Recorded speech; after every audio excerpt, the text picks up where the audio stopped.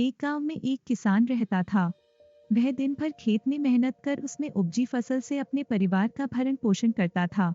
लेकिन कुछ वर्षों से मौसम की मार के कारण उसके खेत में अच्छी फसल नहीं हो पा रही थी।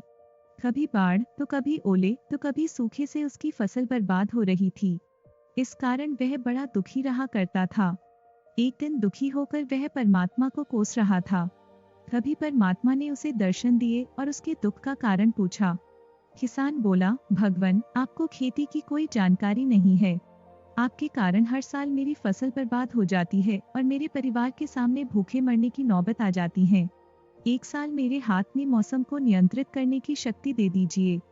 फिर देखिए कैसे मैं फसल लहलहाता हूँ और अन्न के भंडार भर देता हूँ। परमात्मा बोले, ठीक है, आज से तुम ही मौसम को नियंत्रित करो। मैं इसमें कोई दखल नहीं दूंगा। किसान बहुत खुश हुआ। उसने उस साल गेहूं की फसल बोई। मौसम का पूरा नियंत्रण उसके हाथों में था। उसने धूप, पानी सब अपने हिसाब से आने दी। तेज धूप, अंधड़, अति वर्षा, ओले आदि से उसने अपनी फसल को बचाए रखा। समय के साथ फसल बढ़ने लगी। फसल देख किसान झूम उठा, क्योंकि इतनी अच्छी फसल उसके खेत में कभी हुई ही नहीं थी। जब कटाई का समय आया तो वह बहुत उत्साहित था। वह मन ही मन सोचने लगा कि अब भगवान को पता चलेगा कि फसल कैसे ली जाती है। इतने साल वे हम किसानों को यूं ही परेशान करते रहे। फसल कटाई का समय आने पर किसान ने फसल की कटाई की तो गेहूं की बालियां देख उसके होश उड़ गए। एक भी बाली के अंदर गेहूं नहीं था।